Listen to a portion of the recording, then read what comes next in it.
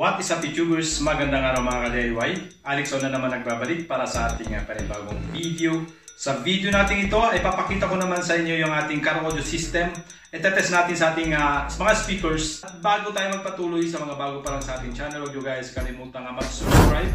Pakiclick ang notification bell na right down below para ma-notify kayo sa ating mga susunod na bagong upload na video. So syempre pakilike at share na rin para makapagbahagi tayo ng konting kalaman sa iba.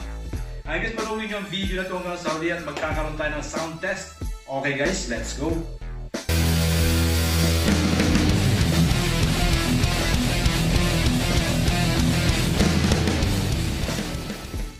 Okay mga DIY, bubuksan lang natin ito. So ipapakita ko lang yung ating mga amplifier para mas malinaw.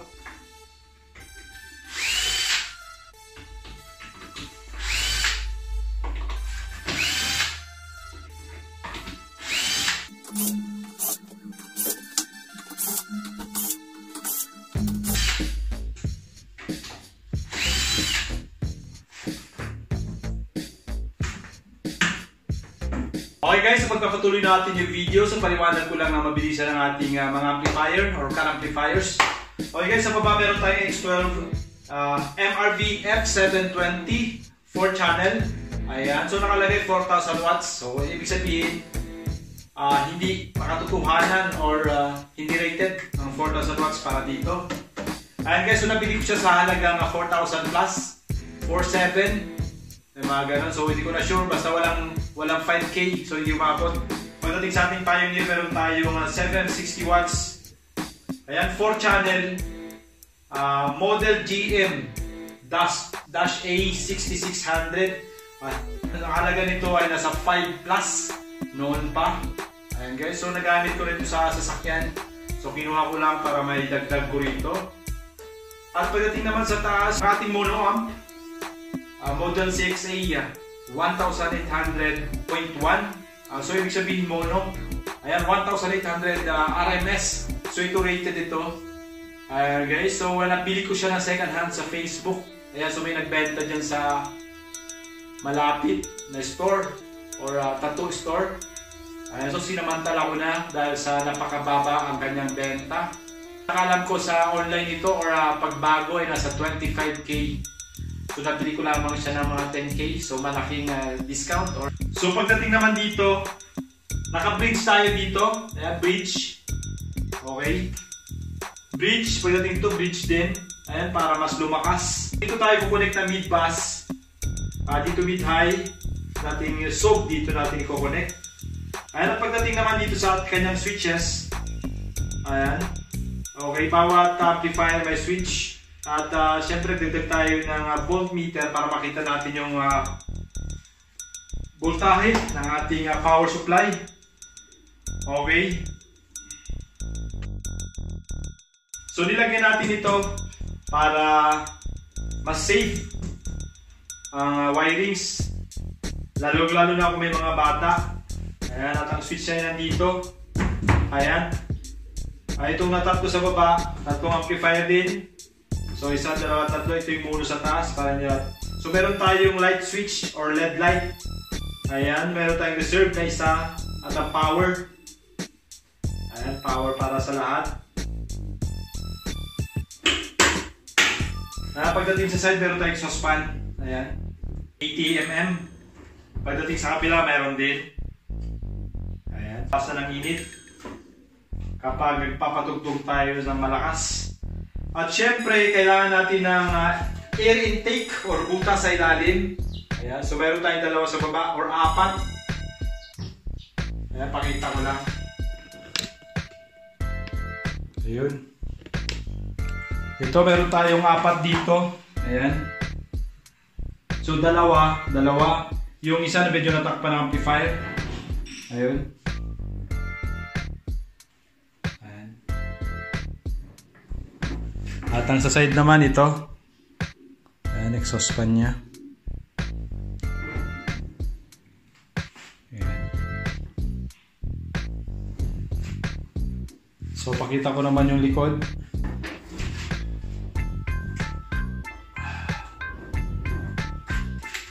Pakita ko yung loob ng likod.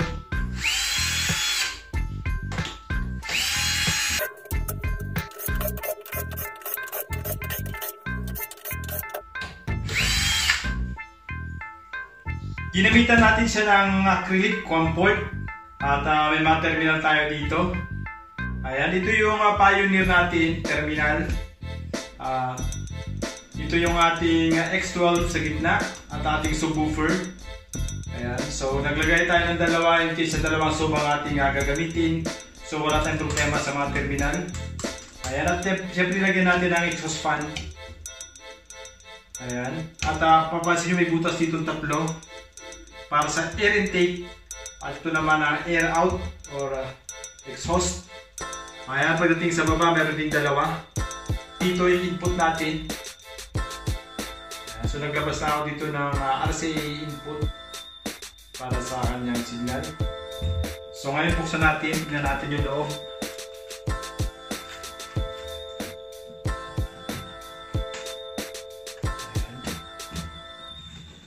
So kung mapapansin nyo, nakakonek yung mga speakers.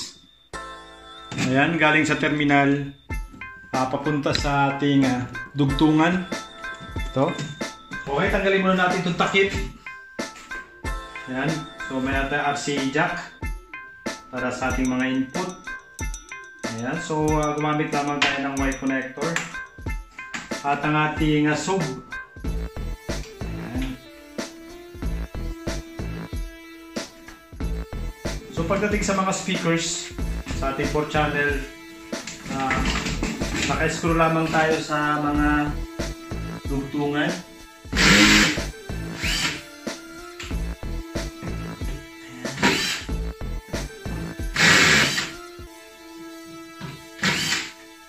Ayan, kung mapapansin nyo, mayroong mga nakalagay na tape. X12 mid. Ayan, Pioneer. Para hindi tayo magkamali. Ayan. So sa kabila ganun din.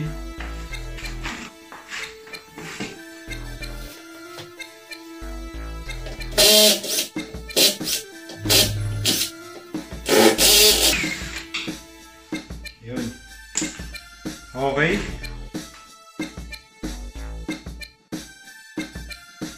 Ayan, so gumamit ako ng extension. Ayan. Para mailabas natin yung ating saksakan. So ayan, papunta sa ating PSU sa taas. Okay.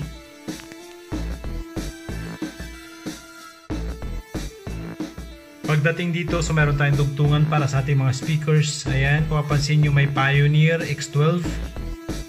Ayan, ang ating namang mono ay nakadirekta na. So hindi na duman sa ating dugtungan. Pagdating dito, tayo, may dugtungan pa rin tayo dito para sa ating mga switches. Sa ating mga LED lights. At sa ating mga fan. Ayan, so dito lahat tag-meet. Okay. So pagdating sa taas, meron tayong PSU 4. At meron tayong 82, dalawang 82 amperes para sa ating sub naka-parallel. At meron tayong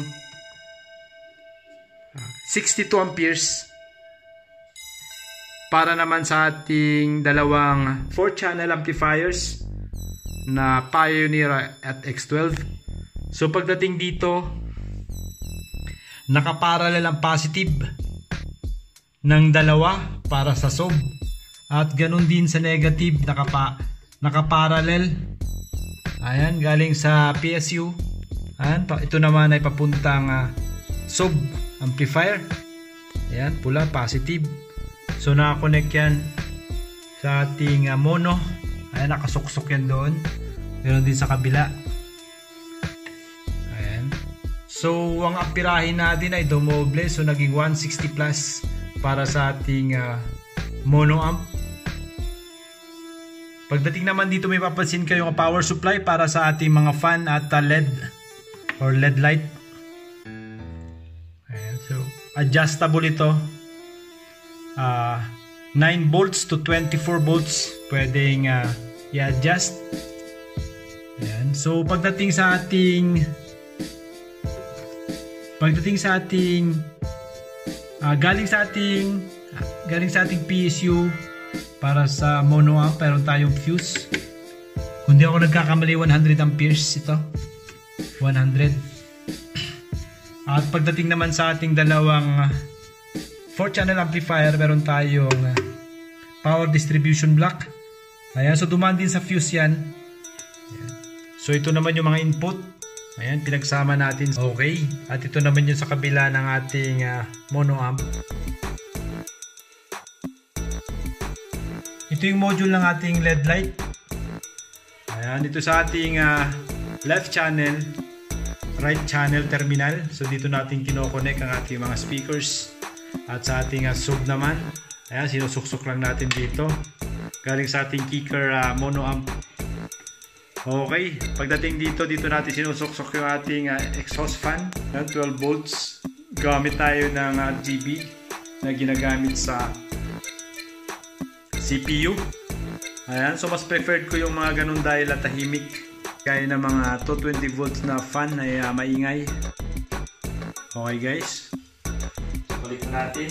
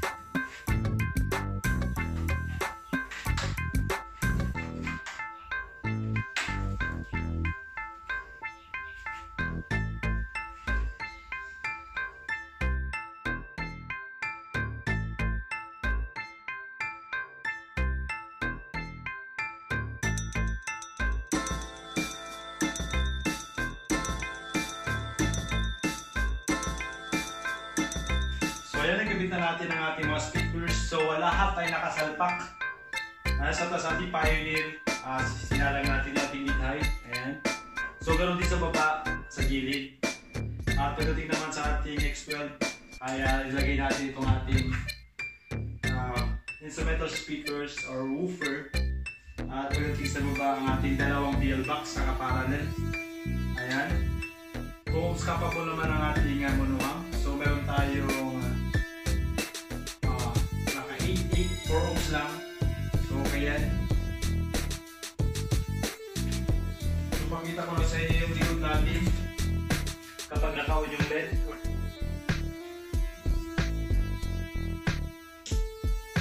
Ayan.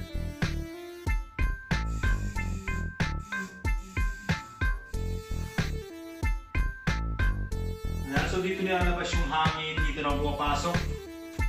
Sa baba yung hangin. Yan, para hindi maipon yung sa loob.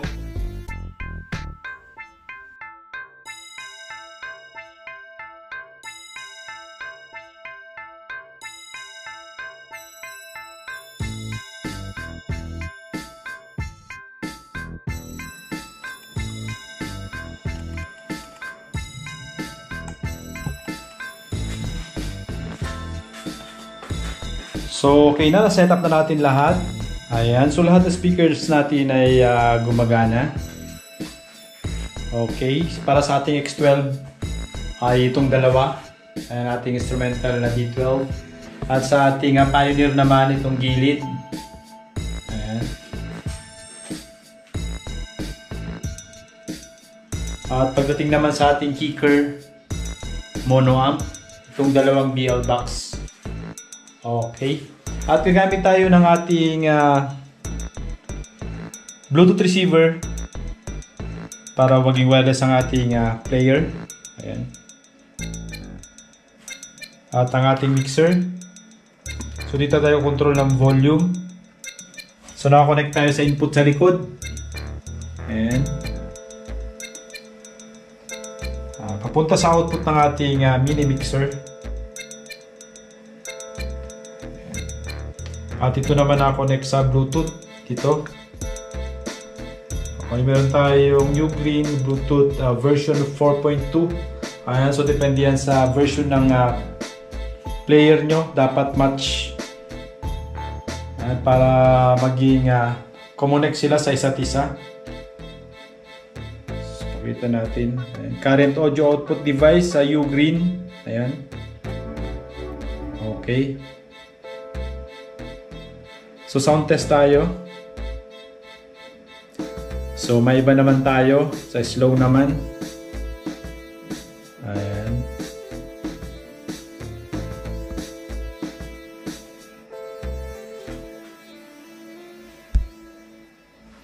So play natin tong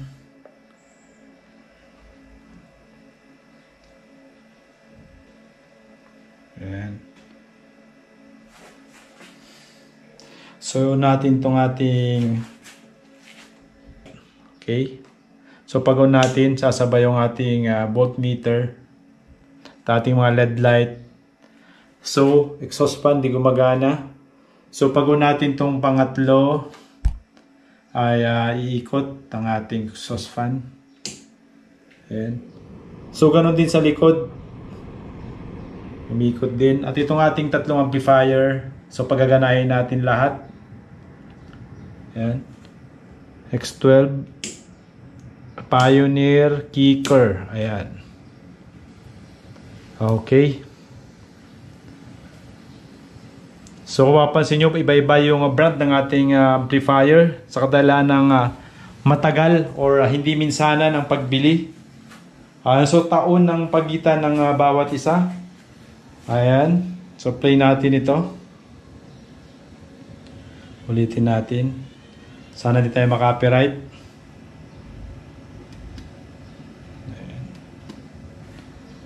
Play natin. Volume ng konti.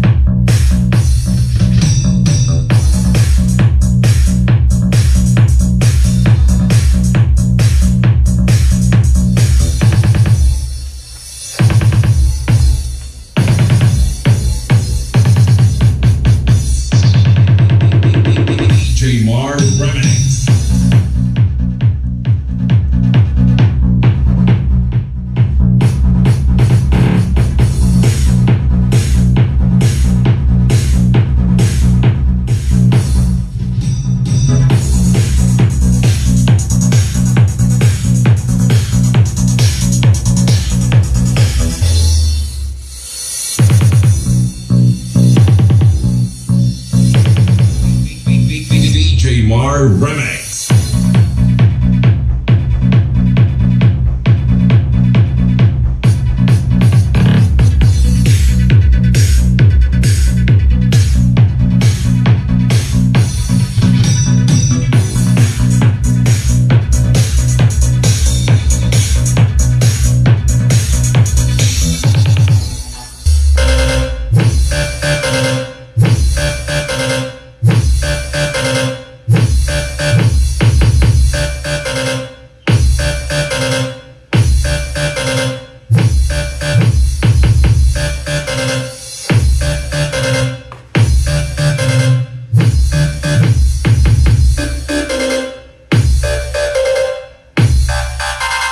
Team sponsors.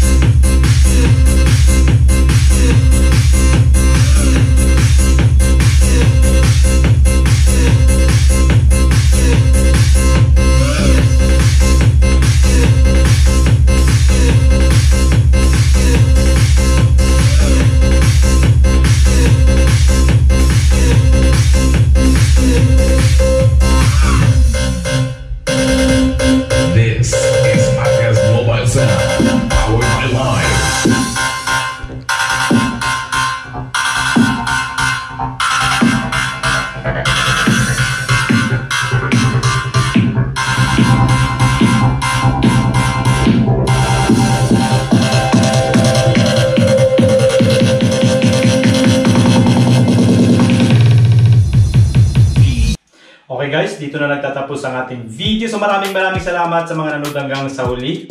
Ay guys, sa mga bago pa lang sa ating channel, huwag niyo kalimutan guys na mag-subscribe. Ay guys, pakiclick nyo lang yung notification bell right down below para ma-notify kayo sa ating masusunod na videos. Siyempre, pakilike at share rin para makapagbahagi tayo ng konting kalaman sa iba. Ay guys, at pakipollow nyo na rin yung ating page, ang BL Custom page. Ayan, dyan ko in-upload yung mga short videos natin. Para sa mga taong or sa mga ka-DIY natin na hindi makapanood ng YouTube. Ayan, so sa page natin ay na-upload ko rin dyan yung mga videos natin, mga tutorial at iba pa. At muli, ito ang inyong lingkod, Alex, na nagpapaalala, if you want it perfect, do it yourself.